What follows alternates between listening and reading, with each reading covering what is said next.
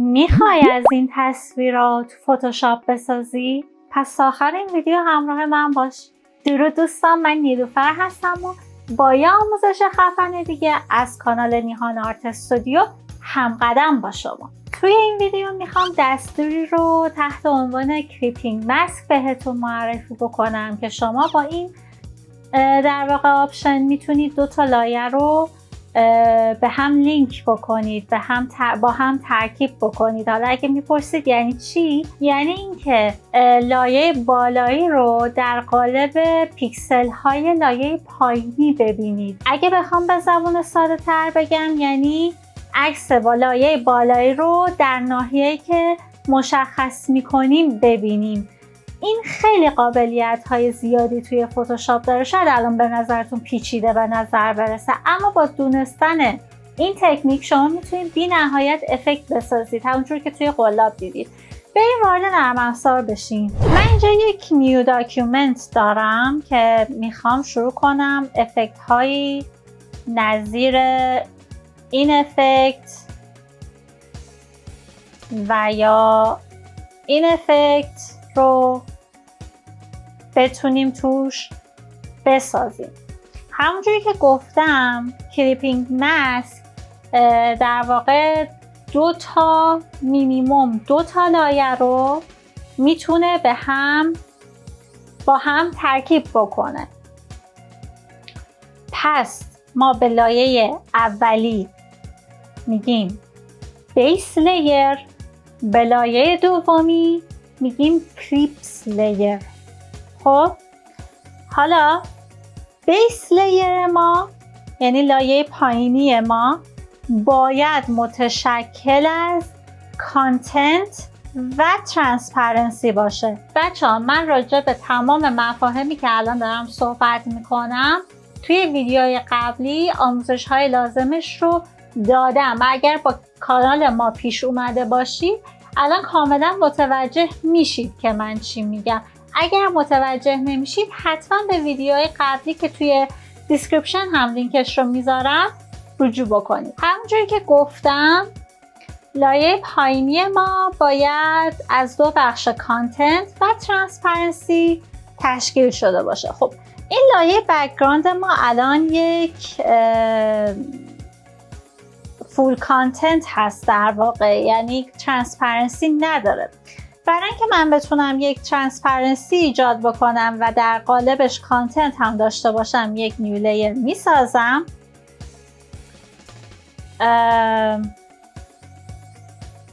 رنگ فورگراندم خوبه. یک بخشی رو انتخاب میکنم به وسیله ابزارهای سلکت. حالا دوستان شما برای این کار از شیپ ها و یا پنتول هم میتونید استفاده بکنید. منتها چون من هنوز توی کانال از پنتول و شیپ ها صحبت نکردم این ویدیو رو با کمک سلکشن ها جلو میبرم. ولی شما اگر بلدید که از ابزار پنتول و یا شیپ ها استفاده بکنید از اون دوتا هم میتونید استفاده بکنید. من اینجا رو سلکت میکنم به وسیله شورتکات آلت و دیلیت. این سلکشن رو اعمال میکنم که الان میبینید لایه ما هم کانتنت داره هم ترانسپرنسی. اوکی، پس این بیس لیر ما ساخته شد. من اسمش رو هم میذارم بیس لیر که بدونیم چیه. و این بار یه عکسی رو وارد نرم افزار میکنم. مثلا این ساعت رو مثلا وارد نرم افزار میکنم. خب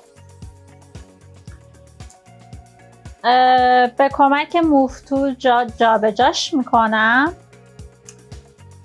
میتونم حالا برای اینکه مفهوم برسونم یه ذره دفورمیشن ناچارن ایجاد میکنم. به طور مثال برای اینکه بتونم جاش رو درست تنظیم بکنم یک مقداری اوپاسیتی رو کم میکنم که جاش رو بتونم انتخاب بکنم. به طور مثال فکر میکنم اینجا تقریبا خوب باشه. من توی توضیحاتم گفتم که کلیپینگ ماسک یعنی اینکه لایه کلیپس لیر رو که گفتم لایه دومه، اشتباه نوشتم، کلیپس لیر، در واقع لایه بالایی رو در قالب لایه پایینی ببینیم. یعنی این دوتا لایه رو با هم ترکیب بکنیم. یعنی اینکه من این ساعت رو فقط در ناحیه‌ای که در بیس لیر مشخص کردم که این تیکه آبی باشه، فقط در این قالب این ساعت رو ببینم. برای این کار میتونم کلیک راست بکنم و گزینه Create Clipping Mask رو که شورتکاتش هم Alt Ctrl G هست رو بزنم. ببین چه اتفاقی افتاد. در واقع من لایه بالایی رو دارم در قالب لایه پایینی میبینم. یعنی من این دوتا لایه رو با هم ادغام کردم.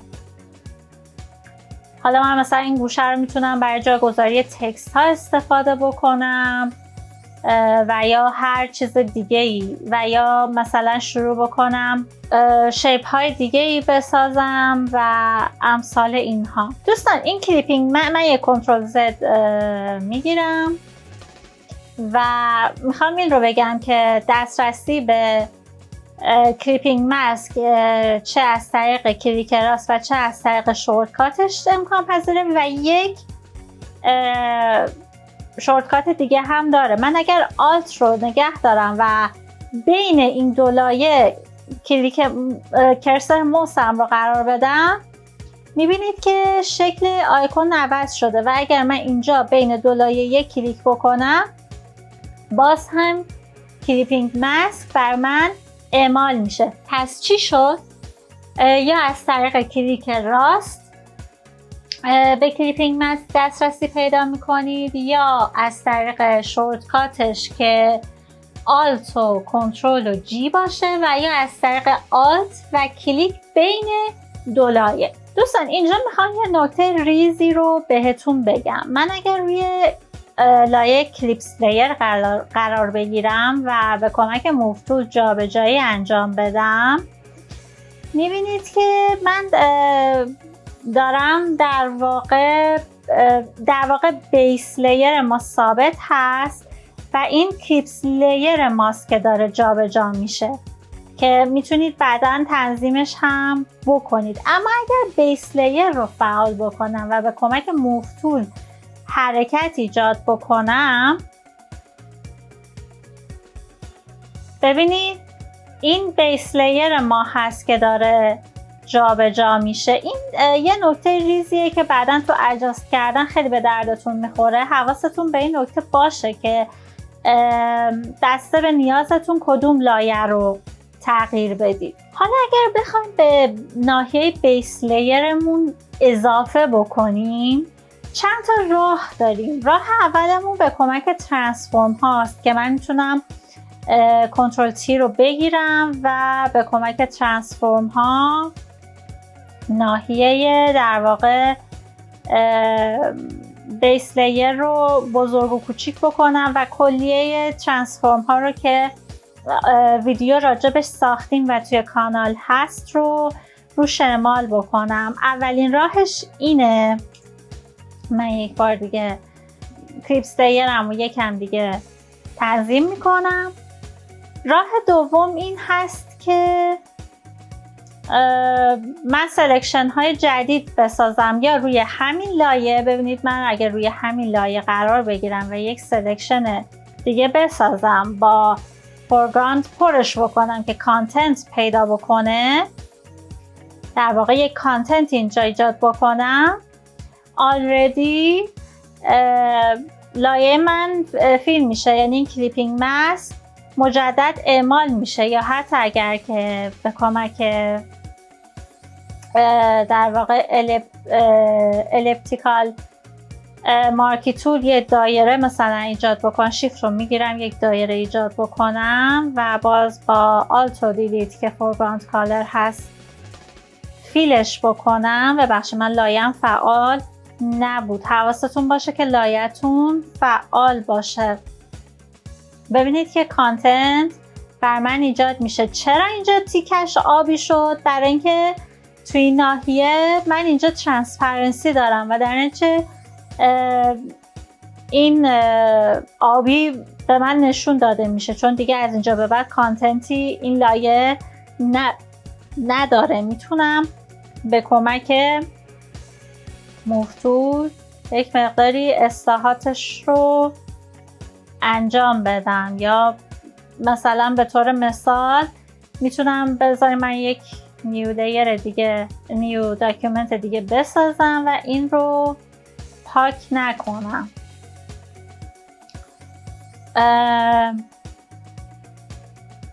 یک بار دیگه این عکس رو وارد در واقع نیو داکیومنت هم میکنم.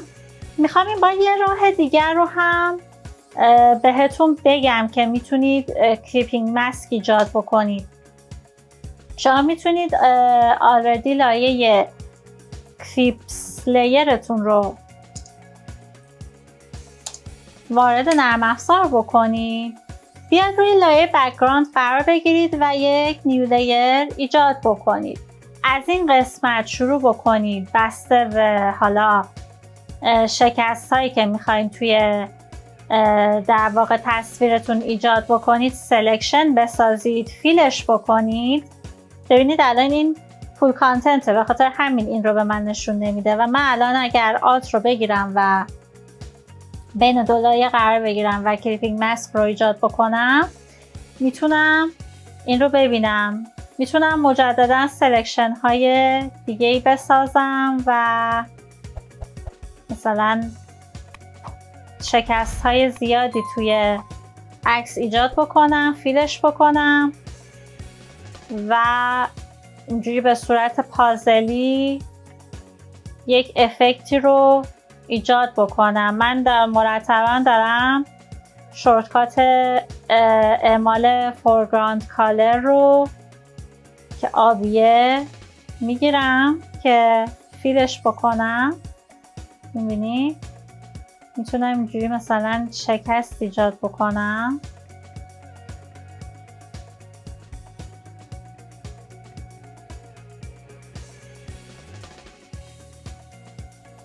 میتونه مثلا یک لایه بشه.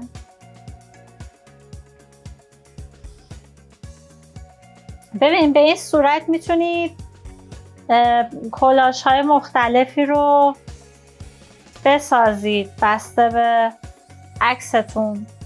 میتونیم اینجا رو حالا برای اینکه حالا مشخص بشه، میبینید میتونید شکست ایجاد کنید، مثلا مثل این عکس.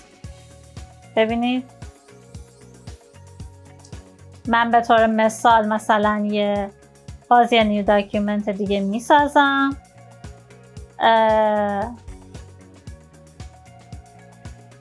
این بار مثلا به طور مثال یه عکس دیگر رو واردش میکنم، مثلا همین بچه به طور مثال. حالا شما میتونید اشکالی که حالا انتخاب میکنید اونقدر شکسته عجیب غریب نداشته باشه. میتونید مثلا اینجا رو یه حالت این مدلی انتخاب بکنید، آلت دیلیت. من دوباره این رو کلیپینگ ماسک میکنم و مثلا برای صورت بچه میتونم یه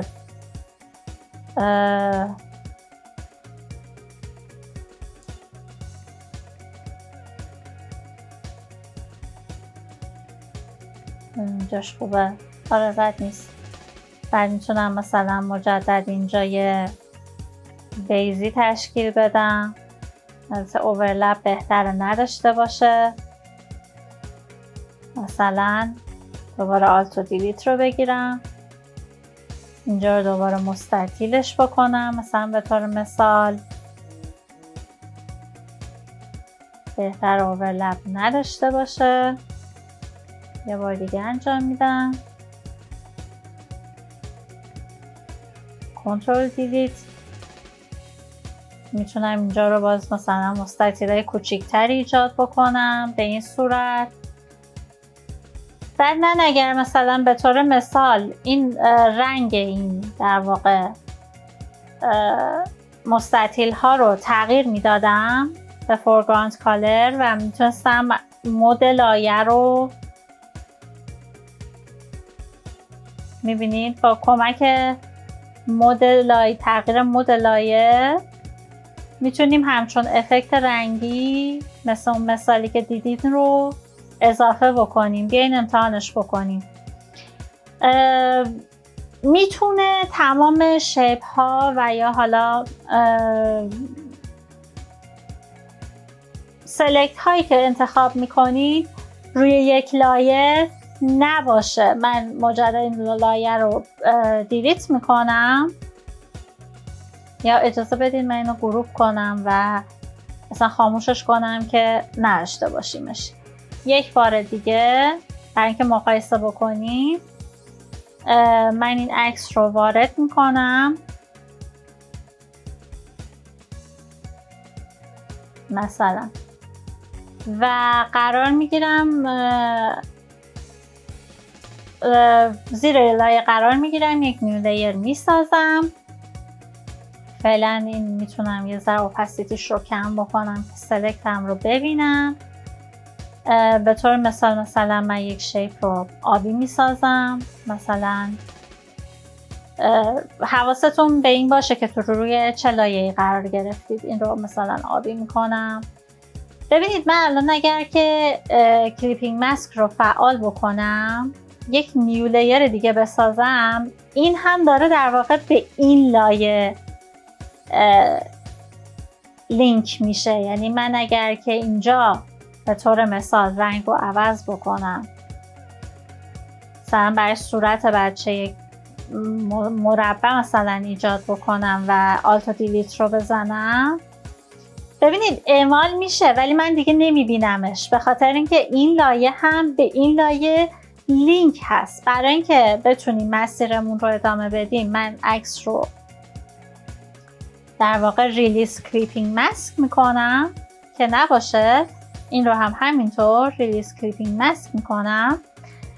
شیپ هامو میکشم روی یک لایه جدا، آلت و دیلیت، باز تغییر رنگ میدم، مثلا سبزش میکنم، یک لایه جدید تشکیل میدم، اینجا مثلا اینجوری فیل میکنم.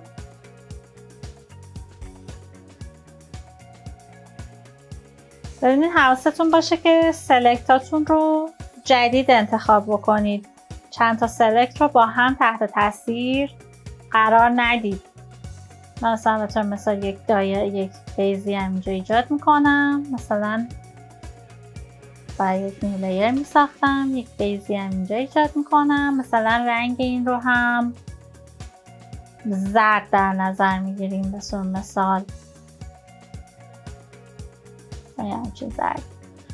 آلت و دیلیت رو که بگیرم، حالا برای اینکه این تصویر به کل این لایه ها لینک بشه باید این لایه ها رو من یک گروپ بکنم و گروپ رو کلیپینگ ماسک بکنم به اون لایه زیری. ببینیم الان اگر اینجا یک لایه مشکی ایجاد بکنم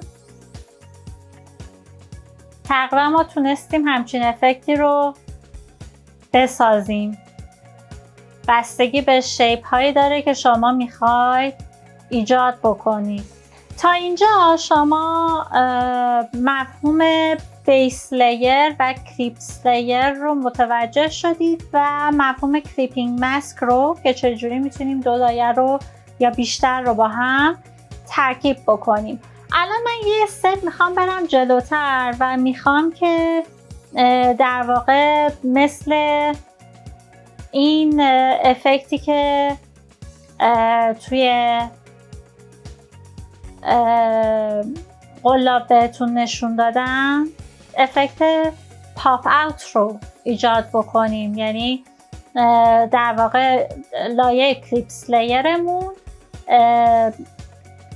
ادامش رو داشته باشیم منوط به لایه بیس لیر که این دایره است نشه. من یه نیو لیر دیگه ایجاد میکنم، نیو داکیومنت دیگه عذرخواهی میکنم. خب یه دایره در واقع انتخاب میکنم، مثلا این اندازه خوب باشه، خوب باید باشه. البته یک نیو لیر میسازم، بعد آلت و دیلیت رو میگیرم. با انتخاب کردن این دو لایه و فعال بودن موو تول، شما چون حالا لایه بک‌گراندمون قفله اجازه بدید من بازش کنم. دو تا لایه رو انتخاب میکنم و الاینش میکنم که در واقع اجازه بدید من سلکت هم غیر فعال کنم، کنترل دی، این در واقع الاین باشه، وسط باشه و در واقع این میشه بیس لیر ما. و من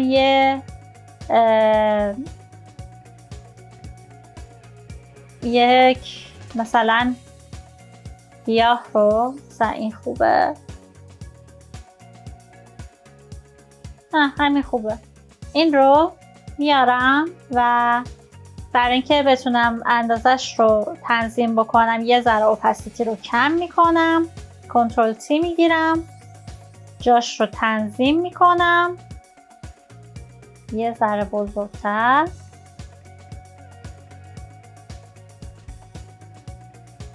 یه ذره بزرگتر، فکر میکنم که خوبه. مجدد اوپاسیتی رو برمیگردونم، آلت رو میگیرم و کریپینگ ماسک رو تشکیل میدم. برای اینکه حالا ما بهتر بتونیم ببینیم اجازه بدین که من یه رنگ زمینه رو یه کمی تغییر بدم، یه مشکیش کنیم مثلا طور مثال. خب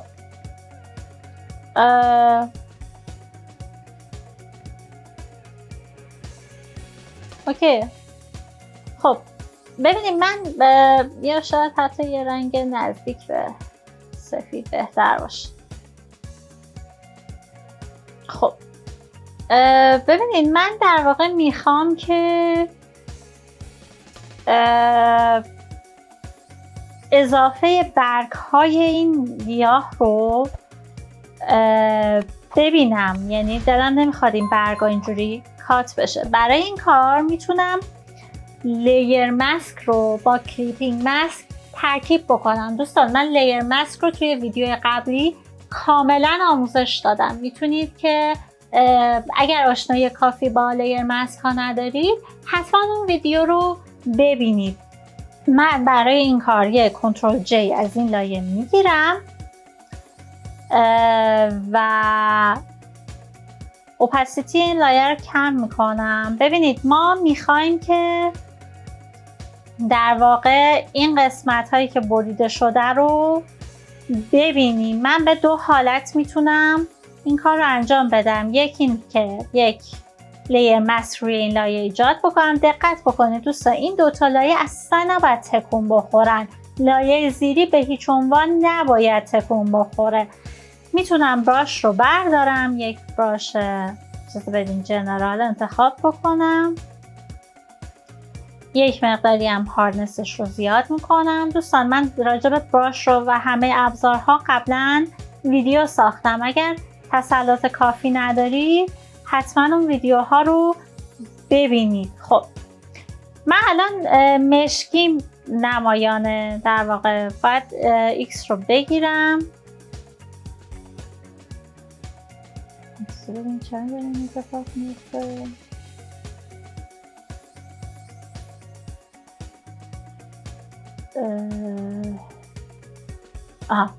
خب برای این کار من این کار نمیکنم. اول اجازه بدید من لایه ماسک رو دیلیت بکنم.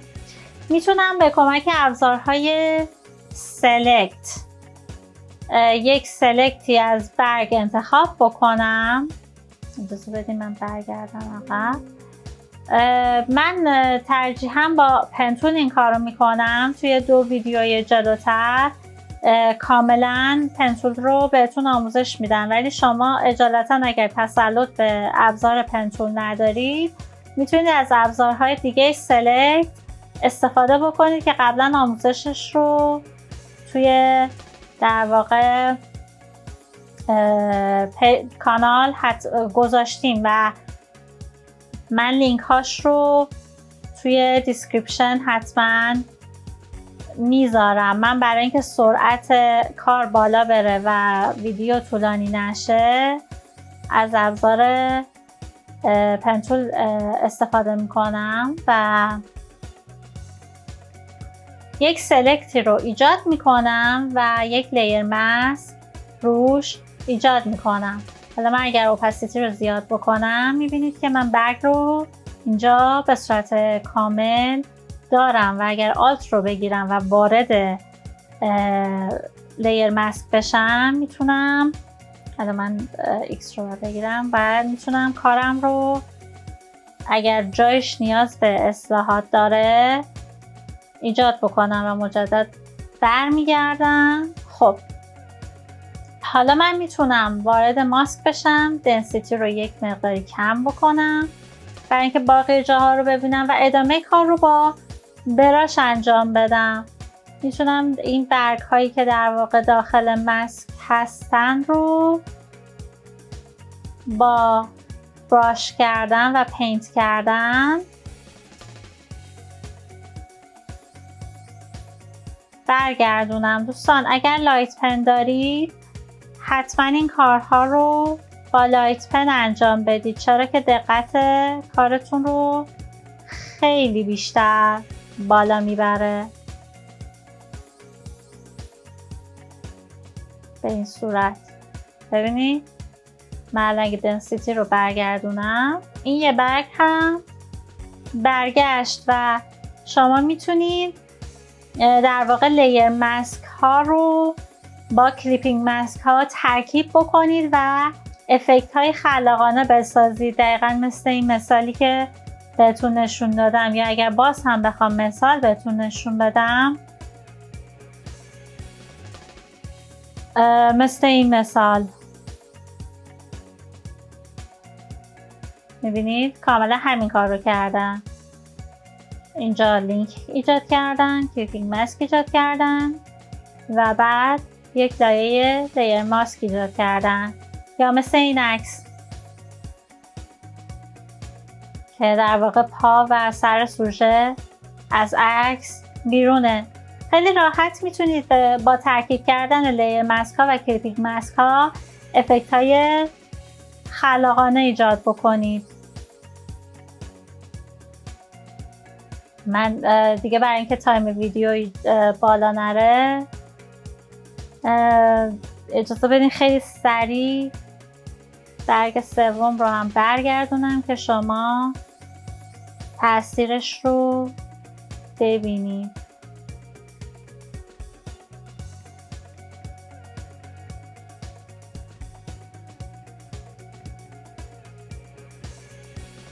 دوستان یک نکته ای رو میخوام بهتون بگم. ببینید من دنسیتی رو برمیگردونم، الان وارد ماسک میشم. ببینید گوشه ها یک جاهایی بیرون زدگی داره، میتونید وارد ماسک بشید و به این صورت اصلاحاتتون رو انجام بدید. حتما این کار رو توی ماسک کردن چندین مرحله تکرار بکنید که کارتون تمیز باشه. حتما وارد ماسک بشید و کارتون رو چک بکنید. اگر بیرون زدگی هست اصلاح بکنید. خیلی مهمه که توی کار ادیت شما ماسکتون، براشتون، پینت کردناتون و سلکتاتون خیلی تمیز اتفاق بیفته. ببینید من یک بار دیگه الان وارد ماسک میشم. ببینید یه جاهای قلم افتاده، بهتره که وارد ماسک بشید و این اصلاحات رو انجام بدید حتما. میبینید؟ و یا اگر جای بیرون زدگی هست X رو بزنید، لایه رو اینورت بکنید و اصلاحاتتون رو انجام بدید. اگر به لیر ماسک آشنایی ندارید حتما ویدیوی قبلی رو ببینید. به این صورت ما تونستیم این افکت رو ایجاد بکنیم. حتی اگر حال داشته باشید میتونید کل گیاه رو انتخاب بکنید، زمینه عکس رو تغییر بدید، رنگش رو عوض بکنید، بهش به در واقع زیر عکستون گرادینت بدید.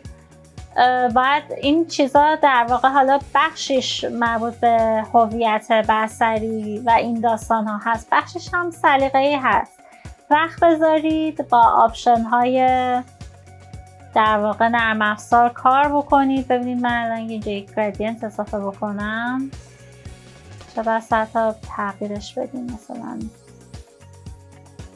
مثلا این بد نیست، شاید این به زمینتون تغییرات بدید تا بتونید اون افکت های جالبی که میتونید بر خودتون ایجاد بکنید رو ایجاد بکنید. در واقع شما میتونید تمام این افکت ها رو به همین صورت با سلکت کردن و کلیپینگ ماسک کردن بسازید، خیلی راحت. خب دوستان، این هم از آموزش مفهوم کلیپینگ ماسک. امیدوارم که به خوبی تونسته باشم بهتون منتقل بکنم و بتونید از این ویدیو استفاده بکنید و با خلاقیتتون کلی خروجی جذاب بسازید و اگر هم دوست داشتید برای ما بفرستید، حتما استقبال میکنیم. توی ویدیوی بعدی میخوام برم سراغ افکت جذاب پرطرفدار دبل اکسپوژر. پس ما رو سابسکرایب بکنید و زنگوله رو هم روشن بکنید که از ویدیو جا نمونید. بای.